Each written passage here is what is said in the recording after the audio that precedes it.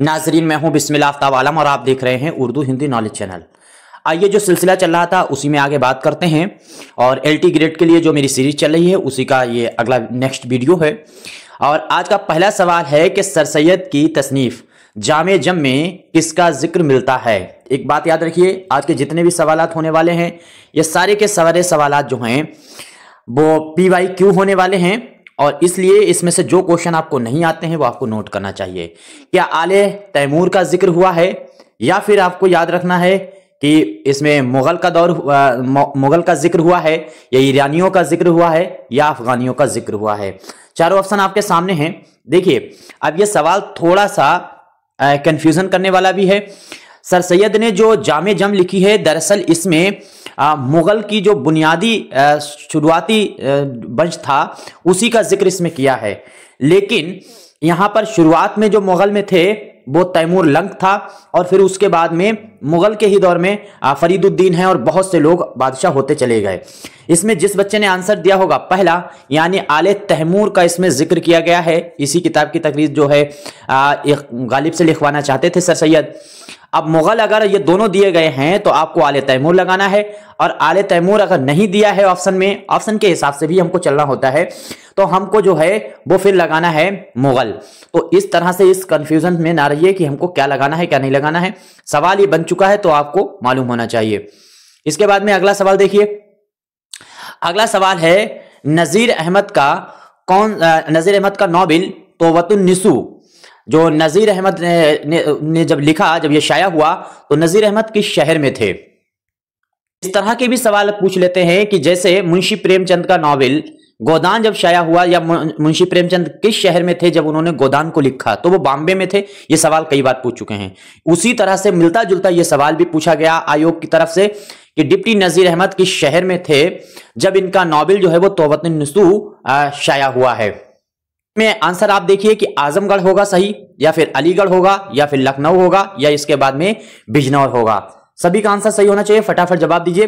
तो इसमें जिस बच्चे का जवाब होगा फर्स्ट, यानी आजमगढ़, आजमगढ़ का नाम आपको याद रखना है, और उम्मीद करता हूं सभी का आंसर सही हुआ होगा। अगला सवाल है कि दर्ज झेल में से अवध पंच के नामा निगार कौन थे। ये मोस्ट इंपॉर्टेंट सवाल है और बहुत टफ सवाल है। इस सवाल का अगर जवाब आपने दिया तो आप बहुत अच्छी तैयारी में हैं। नियाज फतेहपुरी ऑप्शन में हैं, जफर अली हैं, अब्दुल हलीम शरर हैं, साथ ही साथ में नवाब सैयद मोहम्मद आजाद हैं। देखिए, 3 या 4 सवालात या फिर दो से कम नहीं होंगे, रिसाले पर आपके सवालात आएंगे। और यूपी एलटी ग्रेड के अंदर तो चाहे टीजीटी का हो चाहे एलटी ग्रेड का एग्जाम हो, दोनों में रिसाले पूछे जाएंगे। अब इस रिसाले का इसका जवाब दीजिए। अमूमन हम लोग अवध पंच के बारे में जानते हैं ये किसने निकाला था। दरअसल यहां पर सवाल को घुमा करके पूछा गया है। और दूसरी चीज, कंफ्यूजन ये चीज क्लियर कर दी है, जिसने निकाला गया है मुंशी सज्जाद हुसैन ने, उसका नाम भी ऑप्शन में नहीं दिया है। अब इसमें जिस बच्चे ने जवाब दिया होगा डी, उसका आंसर सही है। आयोग ने इसी को माना है सही कि नवाब सैयद मोहम्मद आजाद का जो है नाम सही माना गया है। इन्हीं से मुतालिक ये रिसाला और निकला हुआ था।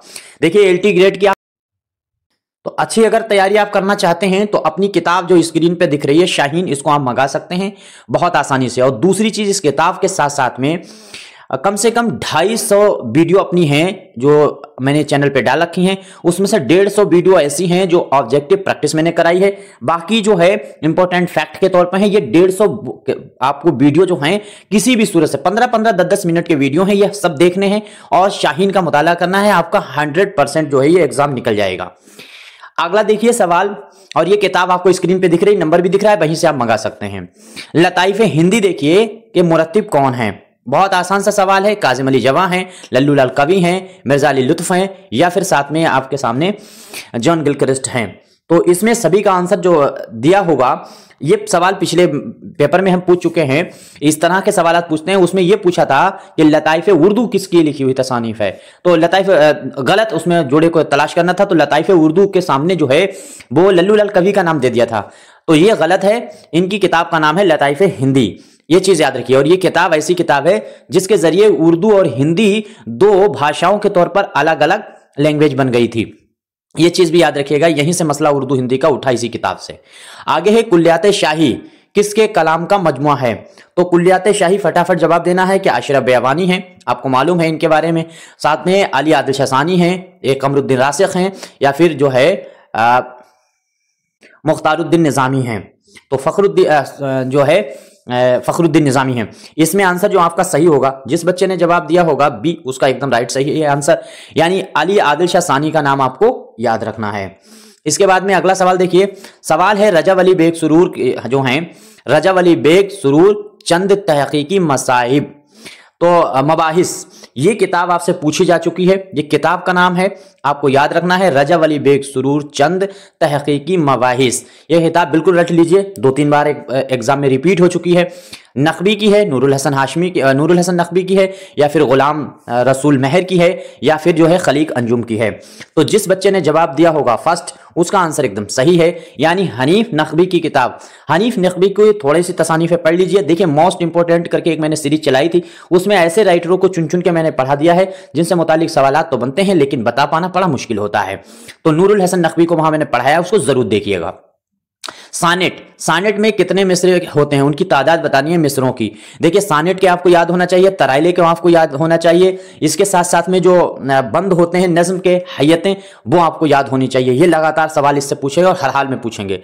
तो 14 आपको याद रखना है, सोनेट जो है वो 14 मिसरों पे होती है। इसी तरीके जैसे हाइको है, हाइको की ये सब छोटी छोटी चीजें हैं और बहुत बार पूछ चुके हैं, इसको रिपीट नहीं करेंगे हाइको फाइको को। तो इस तरह से आपको याद रखना है। जो टफ है, ये आए हुए सवालात हैं, उसको जरूर नजर में रखिए। दारुल मुसन्निफीन आजमगढ़ की बुनियाद किस सन में पड़ी थी? ये शॉर्ट वीडियो कल परसों मेरी आई थी, उसमें मैंने गलत बता दिया था। उसमें शायद आई थिंक मैंने जो है वो 1915 बता दिया था। इसमें आंसर सही होगा 1914। 1914 में आपको याद रखना है दारुल मुसन्निफीन आजमगढ़ की बुनियाद पड़ी थी। इसके बाद अगला सवाल देखिए, अगला सवाल है कि 1857 की जंग आजादी की फजा तैयार करने में मुआविन जो है सिद्दुकुल अखबार किसने जारी किया था? ऑप्शन आपके सामने स्क्रीन पे दिख रहे हैं। सैयद जमीलुद्दीन हैं, या मौलाना मोहम्मद बाकर हैं, या फिर जो है मुकंदलाल हैं, या मुंशी सज्जाद हुसैन हैं। फटाफट जवाब देने की कोशिश कीजिए और जल्दी जल्दी जवाब देने की कोशिश किया कीजिए। देखिए, ये किताब में जो आपको बता रहा था उसमें ये सारी चीजें आपको मिलने वाली हैं। उसमें PYQ ऐसे क्वेश्चनों को शामिल किया गया है जो टफ कर सकते हैं। जैसे मैं आपके सामने वीडियो में भी वैसे ही सवाल लेकर के आता हूं। PYQ भी ऐसे होने चाहिए जो थोड़ा सा टफ मुश्किल बना देते हैं और वो रिपीट हो जाते हैं तो याद भी नहीं रहते सवाल। तो आंसर इसमें सही आपका होने वाला है सैयद जमीलुद्दीन। ये आंसर आपका बिल्कुल राइट होने वाला है। आगे देखिए, खाना जंगी किस तरक्की पसंद शायर की नज्म है? अमूमन हम लोगों को मालूम है कि खाना जंगी जो है वो ड्रामा है। तो ड्रामा के साथ साथ में अब आपको ये भी याद रखना है कि खाना जंगी जो है वो तरक्की पसंद नज्म गो शायर की है, और ये है कैफी आजमी के बारे में आपको याद रखना चाहिए। और इन्हीं की लिखी हुई ये नज्म है जो है खाना जंगी। बस यहीं तक सवालों पे बात करते हैं, थोड़ा सा मेरे पास टाइम नहीं है। बाद में याद रखिएगा कि ये सारी जो PYQ है इसी के जरिए हम आपकी प्रैक्टिस करा देंगे। और जो GK GS का पोर्शन है उसकी तो हम 1 जनवरी से क्लास लेना शुरू करेंगे, और 15 दिन में जितना पढ़ाएंगे सिर्फ उसी को बार बार रिपीट करके रट लेना है, और उसी से ही सवाल आपके सामने आएंगे। और बाकी आप ज्यादा होशियार बनने की कोशिश मत कीजिए, क्योंकि नेगेटिव मार्किंग है, आप प्री में ही बाहर हो जाएंगे।